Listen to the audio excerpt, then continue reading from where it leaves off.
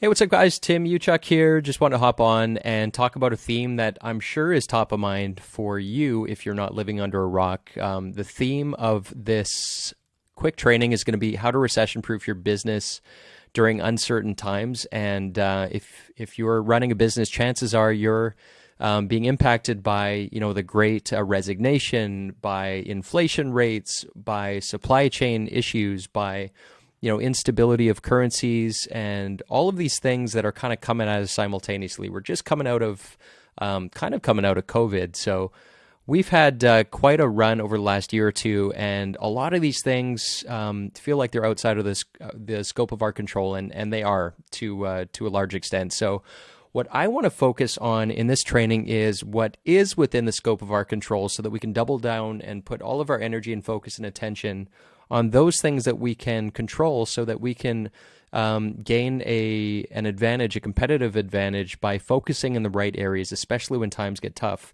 And the good news is if you get good at these 4 strategies I want to share with you here today, then when times get good, you're going to be that much further ahead. And really we want to ultimately, like the greatest strategy I've found, because my businesses, we're located in Alberta, and so we've dealt with, we're very much hitched to the price of oil.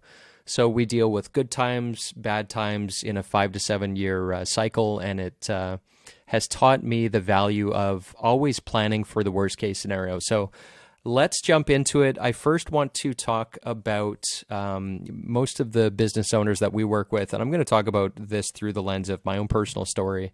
Truck body manufacturing business, equipment service businesses, so outside of our Perfect Week program, where I found myself this growth ceiling we often talk about, where I was around 2012, I was kind of underwater, and I didn't have the time to focus on a lot of the things that I want to talk to you about here today. Working on my business, fixing and repairing these things so that we could be proactive, so that we could stay ahead of things like supply chain issues, price changes, price increases, all of the things that we need to really be agile and nimble and react to quickly so that we don't get caught on our heels. So this was me. This is the growth curve where you reach that threshold where you're kind of wearing too many hats in your business. And so the very first thing that we want to do, we'll call this phase 1. Phase 2, we'll think of this as that growth ceiling.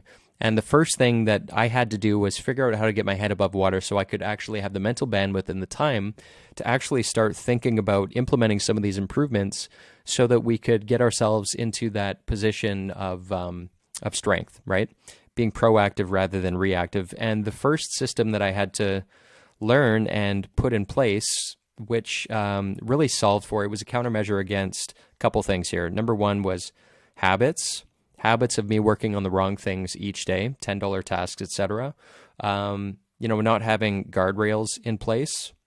So my office was a revolving door. I spent most of my time solving, little fiddly problems, playing the shrink, focusing in the wrong areas, and a countermeasure to lack of, purpose and direction. So when your feet hit the ground in the morning, you know exactly what to do, what to focus on, and you know exactly what is on your, not only your to-do list, but also your not to-do list. So what I had to do was build a system, and this is where I got certified in something called Agile, which taught me how to build a system. So this wasn't about the latest and greatest tool or app. This was about the timeless principles of productivity. Know them. If you know them and follow them, then you're going to reap the benefits. So here's all the things that we have to get done in a day. And so having a personal success system so that every Monday I knew exactly what I had to get done during the week. I knew what I could say no to. I knew what I could put in the back burner and put on ice until a future time.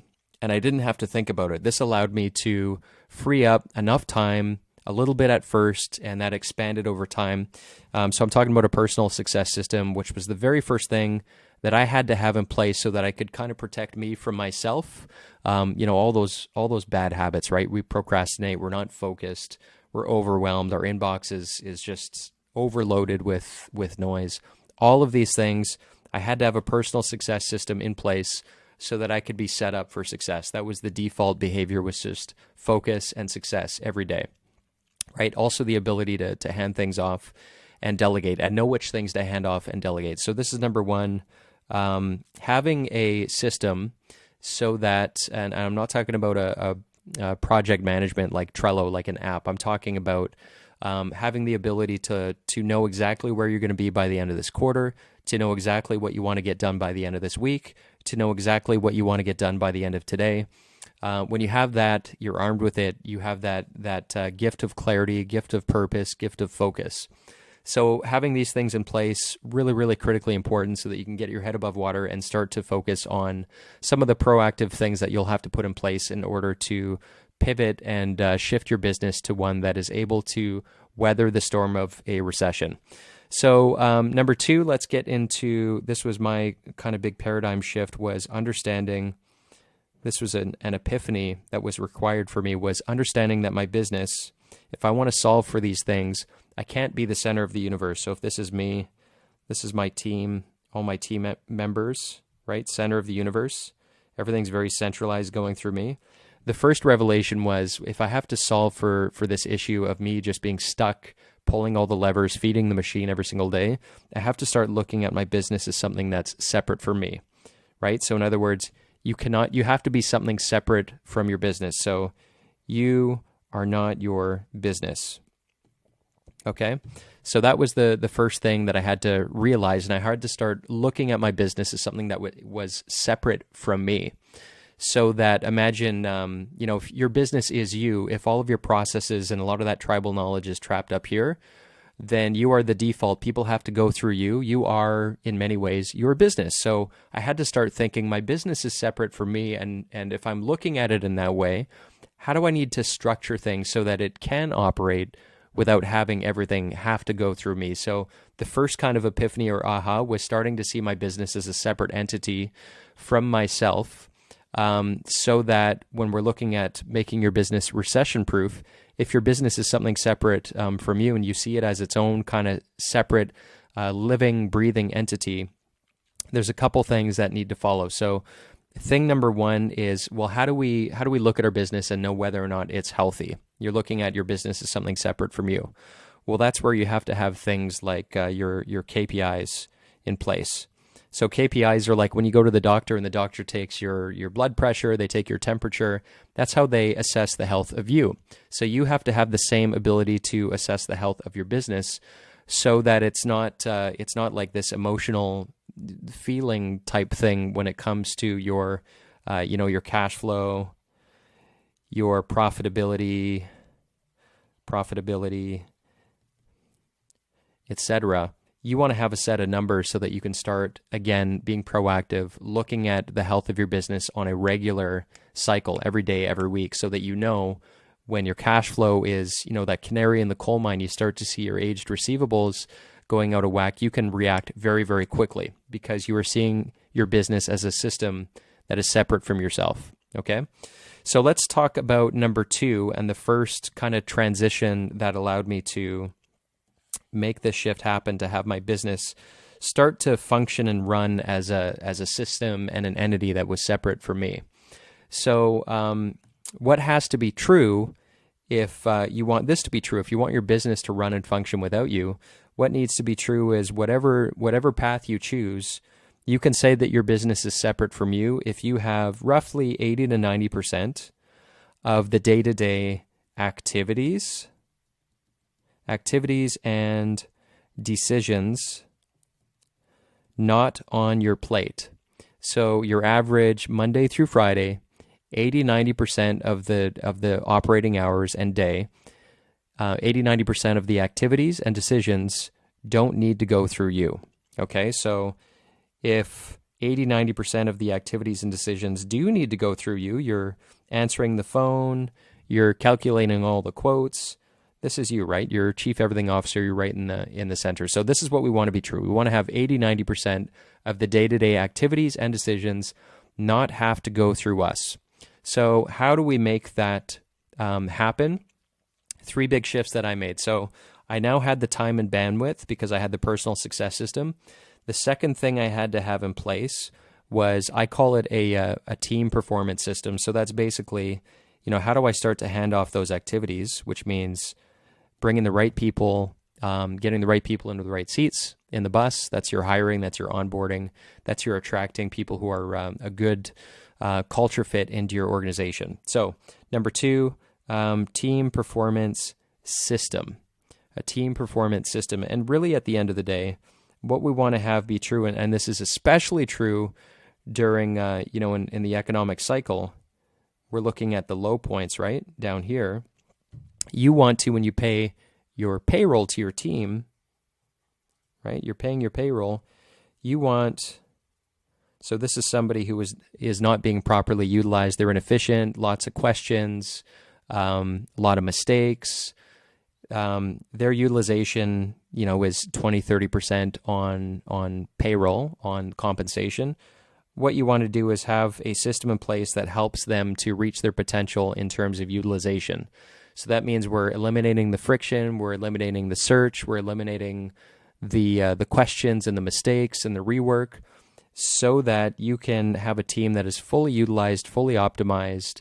And this is the benefit of having a team performance system. So we're talking about how you hire, how you onboard, how you train, and then how you manage the performance on an ongoing, regular basis of the team.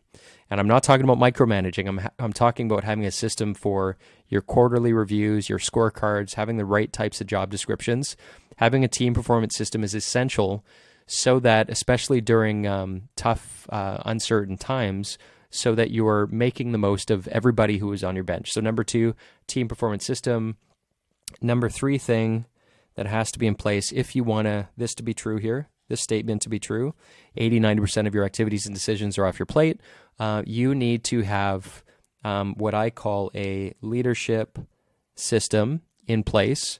And a leadership system allows you to divide and conquer with your team so that each week you're again not having to make the bulk of the decisions when it comes to, your cash flow, your weekly and daily sales, when it comes to your profitability.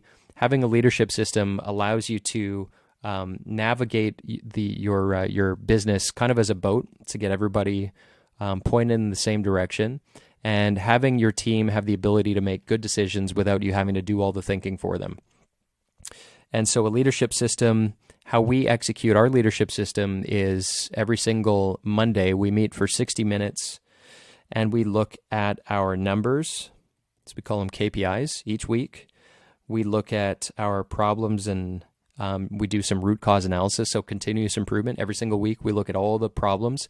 Rather than reacting to them throughout the week, fighting the fires, being reactive, we solve them and put measures in place first thing Monday morning so that when we break huddle, everybody knows who's doing what. So problems. And then lastly, our goals. So having a system so that we can reverse engineer our goals and everybody knows exactly who's doing what. So I'll show you a quick glance at what that looks like for reverse engineering our goals. So we have, for example, we know exactly where we want to be over the next 3 years. So when we look at, beginning with the end in mind, vision, mission, core values, turned into the next 3 years, turned into the next year. Each year is broken down into quarters. So when I say reverse engineering our goals, we know exactly who's doing what and by when, so that everybody's in the boat's pointing in the same direction, and we can get laser focused on dividing and conquering. And when it comes to making your business recession-proof, you want to be extremely proactive. So this allows you guys to be really nimble, proactive, and having a system in place, you guys can really achieve your goals by being laser focused and having a very clear not to do list as well. Okay, system number 4, and then I'm going to wrap up here. System number 4. So let's get rid of this here. We talked about a leadership system, and let's just highlight these here for you.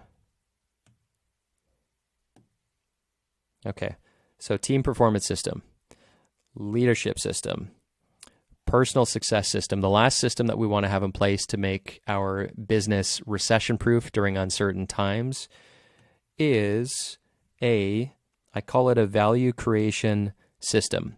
A value creation system is essentially your single source of truth so that you have everybody on your team within your business You don't have 10 different people doing the same thing 10 different ways. You have a single source of truth. So whether you hire one person, 2, 3, 10 people, everybody has the same way of doing things, which gives you two benefits. Benefit number one is without a single source of truth, you have no basis for improving things. How can you improve on your systems or your processes if nobody even knows how you do it outside of people's tribal knowledge, outside of their heads? So value creation system allows you to both internally and externally create on repeat happy clients and happy team members, because everybody knows who's doing what, how it's done. So there's nothing left to do but just head down, execute, and it makes for a better work environment, makes for happier clients because you've got repeatability, consistency, scalability, which is also going to feed right into your bottom line, your profitability, as well as your reputation in the marketplace, et cetera, et cetera, et cetera. Value creation system. Okay. So this has been my strategy to not only get my wits about me during uncertain times and recessions that I just expect them. We all expect them every couple of years, but also to have a business that is not, you've got your bandwidth, you have the ability to say at the end of the day, whether or not I'm in the office, the trains still run on time, right? So huge gift for you, huge future gift for you, for your teams, for your clients, huge insurance policy so that you're able to weather the storms and really build a legacy that is able to endure these cycles that happen. So again, we're talking about personal success system. Purpose there is to get your head above water because you've got the focus and the purpose and the clarity and the guardrails every single week. Number 2, team performance system. That's your hiring, that's your onboarding, that's your training, that's your performance optimization. You have your leadership system so that you guys can reverse engineer your goals and knock down problems each week and stay laser focused on your numbers in your company so that you don't get caught on your heels when it comes to your cash flow, profitability, etc. Lastly, value creation system, single source of truth. Everybody's on the same page when it comes to how you do what you do, and you've got a method of relentlessly improving all of your processes and systems on an ongoing, regular basis. So want to share that with you guys. It's turned into a pretty long training, but I think it's kind of useful to have this on your radar, especially as things are shifting and changing the way they are these days. Hope that's useful, guys. By the way, if you're watching this live, if you can let me know, hashtag live in the comments. If you're watching this on the recording, hashtag replay. If you're watching it on the replay, if you're interested in learning how you can plug into the same systems that I've talked about in this training, this is what we cover off in our Perfect Week Method program, where we teach the exact same systems that we use. I'm going to tag a team member that you can reach out to if you want to learn a little bit more. Otherwise, hope that's useful, guys, and hope to talk to you soon.